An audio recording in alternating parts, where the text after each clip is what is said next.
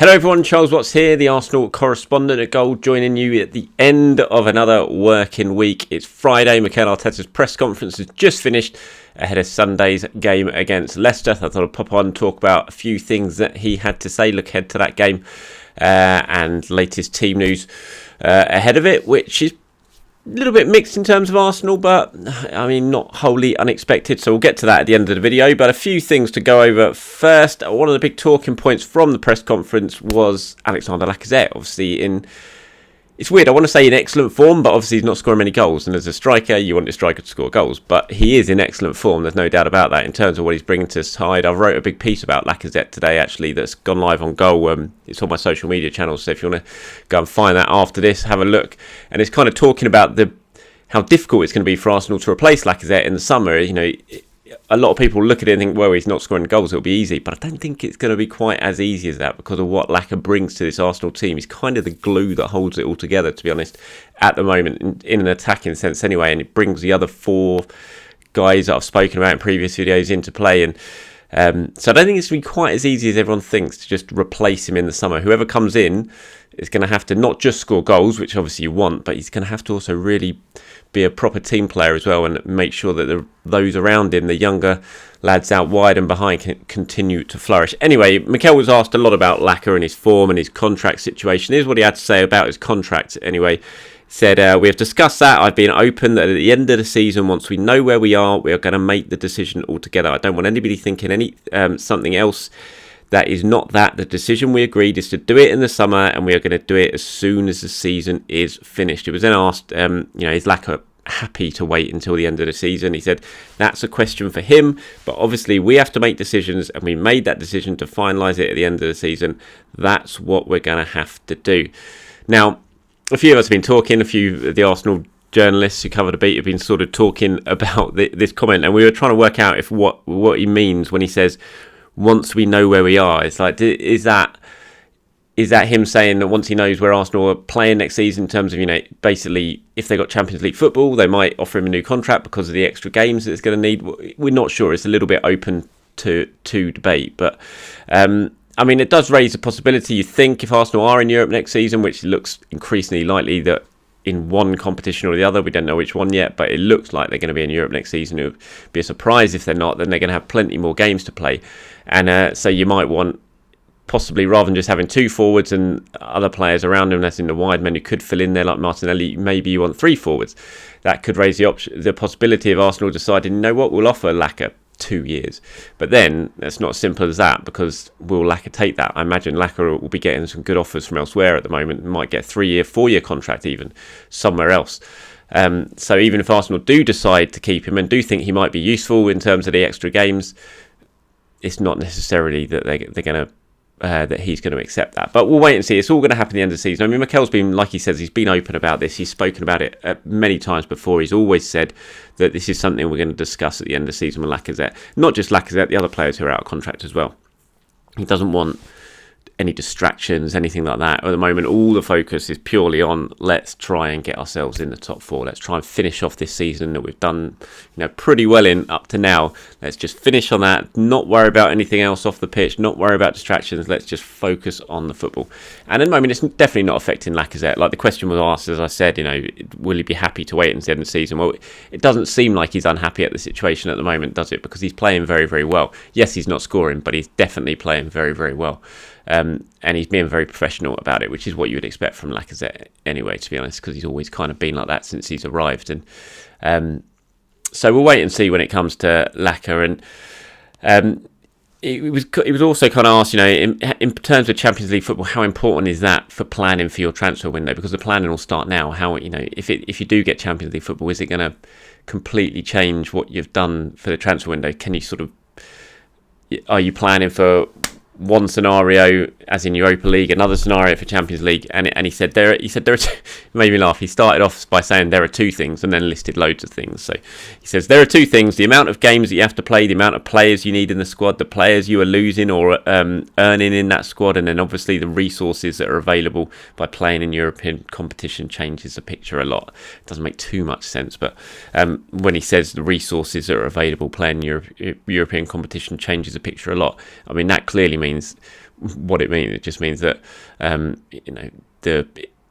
the money that will be available, the possibilities that will be available to Arsenal should they go on and secure Champions League football, completely change the picture of the transfer window at the moment. If they're planning for Europa League or anything like that, and that's probably been the plan from the start of the season, is, Arsenal, if Arsenal get Champions League football, there's no doubt this season that they've overachieved from what the targets were set out at the start of the season. I don't think anyone at the club, they would have wanted Champions League, but I'm pretty sure they would have been kind of thinking we're probably, Europa League is what we'll be aiming for, given where we've finished the last couple of seasons. I think Champions League will be ahead of schedule. If they do go on and achieve it now, then that's going to completely change the picture in terms of what they can do in the summer transfer window, the players they can be targeting, the money they can be offering, the wages they can be offering, everything like that will go up, and it will change the picture a lot, and that is very exciting. There's no doubt about that, especially when you're in the market for strikers, because we all know that strikers are very, very expensive. Team news wise, as I said, it's looking quite... look, this is what he had to say first of all. He said, Tomiyasu, we are still assessing him. We're taking some time to try and protect him and get him in the best possible shape, in the safest possible way, so he can help the team as quickly as possible. Emile looks like he is going to be available. He was then asked further about Emile's situation. He said, he went through COVID, he's feeling good now, he's had a couple of training sessions, hopefully he can get the rhythm, consistency and stay out of missing games, because he's a really important player for us. We need him. So Tomiyasu is still in that being assessed situation at the moment, which Arsenal seem to love describing players coming through with team news. It is a worry, there's no doubt about it. He's not... Arsenal need Tomiyasu back quickly, yes, and I've spoken about it on plenty of videos, so I don't want to go too much into it again. But yes, Cedric's been playing well, but you want Tomiyasu to be fit, and you want him to be playing week in, week out if he can, especially with the games that Arsenal got coming up, some of the tricky games that you got coming up. You really want Tomiyasu playing in that right back role for what he can give you, both defensively, both on the ground, but almost more importantly in the air as well, and peeling off to that back post where he's so strong. And so it is a shame, in Arsenal, and what Arteta's saying there, they're trying to protect him, they're trying to make sure he's getting back in his best, safest possible way. That's great, but it still feels like he's a little bit way off. We haven't seen him in training or anything like that, and so even next week you start to think of, clearly he's not going to play this weekend, but then you start to think of Liverpool on Wednesday, Villa next Saturday. He's going to have to be back training Monday, really, for him to be in contention to face Liverpool. So that's beginning to look unlikely, and then it's just the games just keep ticking by, and it is becoming a little bit of a concern. You absolutely want Tomiyasu back involved, no doubt about it. In terms of Smith Rowe, that's good news. He's back, he's available, he's had a couple of training sessions. I can't imagine his fitness would have dipped too much. It certainly doesn't seem like he had COVID badly. The fact he's come back so quickly from it, so the symptoms clearly weren't that much of an issue.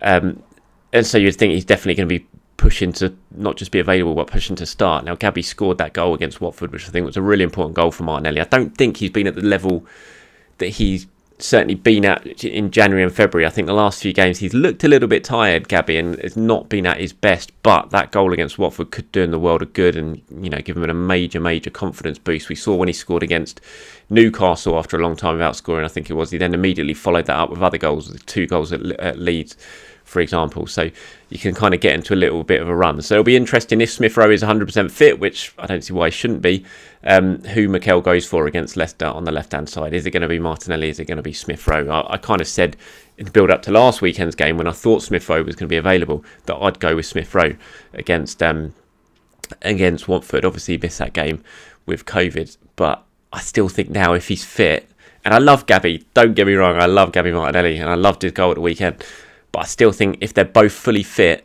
and you've got to pick from one of them for that left-hand side, for me, I'd still go with Smith Rowe, I have to say, just because, well, he's clearly shown this season he's scoring more goals, which is important, but I think just the quality on the ball as well, I just think he's just a little bit ahead of Gabby at the moment. If I had to pick one, either of them are fine, and whoever doesn't start, you can bring on for the last half an hour, and that'd be great, and they can make an impact. We've seen Smith Rowe make an impact off the bench lots and lots this season. So even if Martinelli does start, if Smith Rowe is available, you expect he'll get some sort of game time at the weekend. So it's a good position for Mikel Arteta to be in. And obviously you've even got Nicolas Pepe as well, who I think's looked very bright the last couple of games, and made that match-winning contribution against Wolves when he came on, scored the equaliser, set up the winner. And then I thought he looked very bright when he came on last week against Watford as well. So that's a good position. You got genuine game changers on the bench in the attack, and didn't really always have that at the start of the season.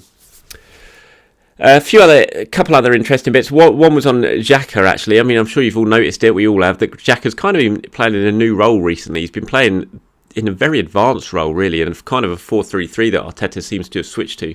And you've got Partey very much as the kind of holding player, but then Granit's been playing on the left-hand side of the three in a much more advanced role. And it looks strange at times.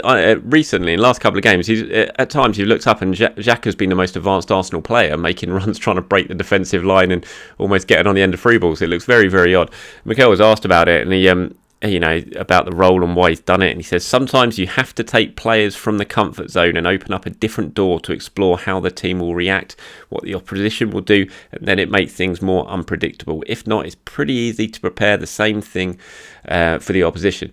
Interesting comments I thought there from Mikel. It's like one thing you've never really expected out of all the players in the squad to suddenly be playing in this more advanced role would be Granit Xhaka. Because it's just not really him, is it? And it kind of makes me think, I wouldn't be at all surprised if Xhaka leaves in the summer and goes to Roma. I know they didn't get him last season. Arsenal gave him a new contract, but I wouldn't be surprised. Roma clearly, Jose Mourinho clearly still likes Granit Xhaka. That interest isn't going to go away. I still think it'd be an appealing move for Granit. And the fact that he's kind of moved into this new position now, which is not long term. Granit, if Arsenal are going to improve, they're going to need someone better in that position. If this is what Mikel sees from his team going forward, this kind of formation, which we've always thought 4-3-3 in the end, that is what he wants to play when he's got the players that he wants available. You kind of look at that and which Granit's not that, and it's just another indicator in my mind that it could mean that in the summer that he could go in that central midfielder that Arsenal I'm pretty certain are going to sign can slip into that position. And when you look at some of the players there, maybe a Ruben Neves who Arsenal nearly signed in the summer, certainly wanted in the summer. Yuri Tielemans, another player that I know Arsenal are interested in and have held talks over. I'm not saying they're going to get him because there's going to be lots of clubs after Yuri Tielemans. Only got 1 year left on his contract, but those sort of players can fit into that position, you'd think, a lot more comfortably and do a better role in that position than Granit Xhaka would. But I still thought very interesting comments from Mikel there about Granit, who I have to say Granit's been playing pretty well, and in that role he's certainly been doing a job for the team, which he's always going to do because he's such a kind of professional. We know that with Granit. And that's about it for today's video. Thank you very much for your time. As always, appreciate it. Let me know if you dislike anything you've heard. Some of the stuff I've talked about. Who would you be starting at the weekend? Would it be Smith Rowe? Would it be Martinelli? What do you think of the comments about Granit Xhaka? And would you be giving Alexandre Lacazette a new contract? Anything that I've discussed in the video, please do let me know what you thought of them and give me your opinions by leaving a comment below. I'm going to try and upload a video tomorrow ahead of the Leicester game, looking at the kind of decisions that Mikel's facing, who could start, do my predicted 11, that sort of thing. Now, it is a Saturday. My kids might stop me doing it I just can't predict what my kids are going to do. But I will do my best to upload a video tomorrow. If not, I will be at the Emirates on Sunday. But I'm going to be getting there pretty late, I think just before kickoff, probably. So I might not be able to do the live stream of the warm-ups and give my team news reaction and hosting that Q&A that I usually do. So apologies for that. I will try if I get there in time to do it, but I'm not sure I will or not.